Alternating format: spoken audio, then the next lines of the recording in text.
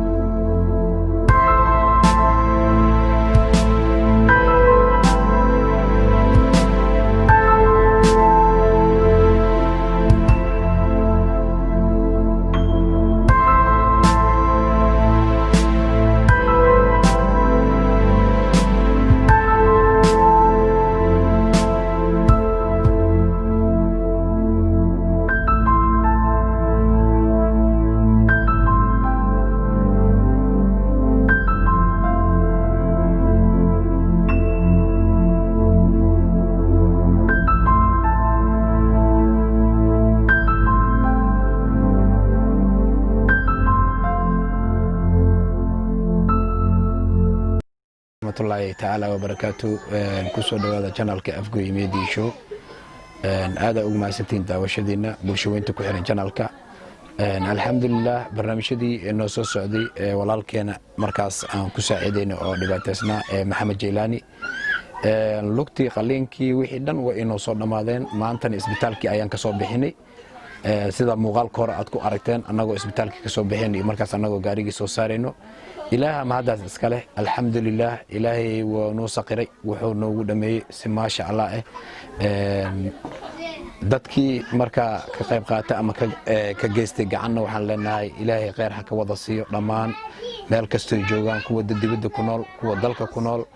qaasatan heer Sweden aad ugu mahadsantiin qaabka gacan ugu geysateen iyo barnaamijkan qaabka nooga gacan siiseen walaalkeen waa kan maasha Allah waaye lugtii waa la soo daweeyay qaliinkii waa lagu soo sameeyay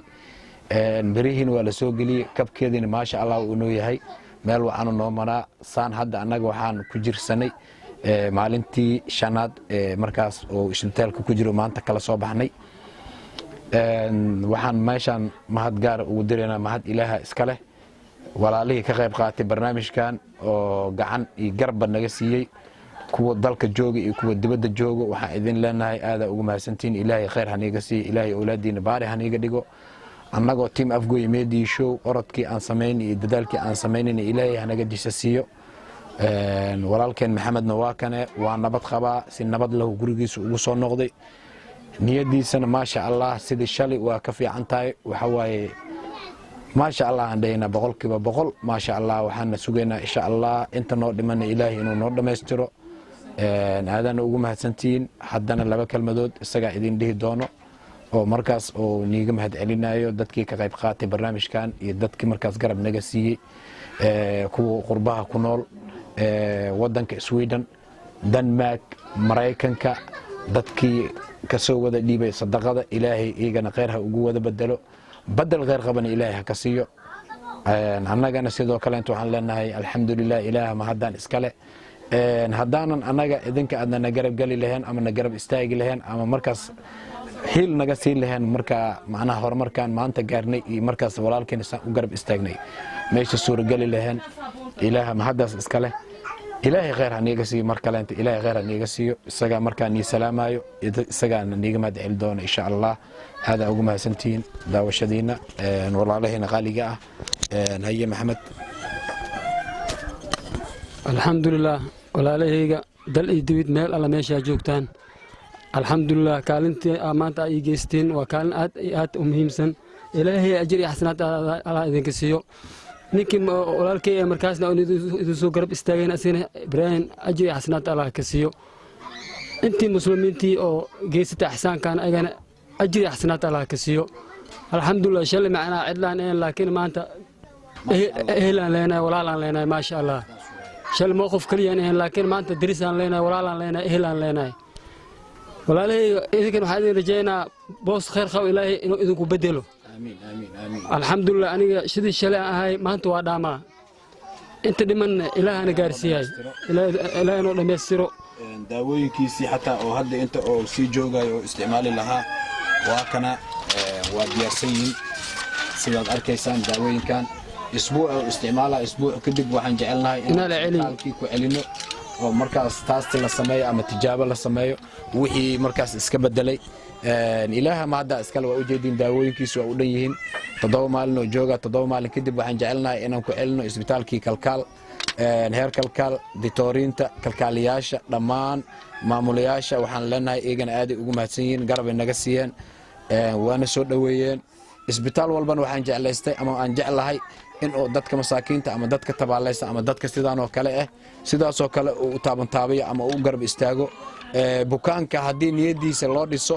isagana caafimaad u hela laakiin haddii la niyad dilo oo markaas wuxuu isaga jecleen oo kale lagu soo sameeyo ma hagaagayso wixiisa aadaan ugu mahadsantiin waa idinka mahad celinaynaa mar kastana waxaan idin leenahay qof walba walaal ama qof walba dhiban haddii saan loo garab istaago ama saan loo garab qabto wax walba dhib waxa way eraday ka baxayaan waxayna ku dhamaanayaan maasha allah aada ugu mahadsantiin warka ku sii dheeraamayno war badan hore u soo niri walaalaha jecel inay mar walba dadka garab istaagaan waxaa idin leenahay kudayasha mudantiin dadkii wax baxsana iyo dadkii wax jecel inay sadaqa baxsadaan sidii ay hadda dadka ay noogu soo adeegeen oo kale sidaas oo kale iyagana anoo garab istaagaano inta dhiman ilaahay hanoo dhammaystiro waxa waay hooshaan boqolkiiba 90 waa soo dhamaynay 10 noo dhiman 10ka noo dhimanna bulshadan ka sugaynaa inay garab naga siiyaan annagoo team Afgoy Media Showne waxaan idin leenahay sidoo kale inta aad ugu mahadsantiin assalaamu calaykum waraxmatullaahi wabarakaatuh sanid waqtiga aadna siisay channelka Afgoy Media Show sida aad u daawatay waad ku mahadsan tahay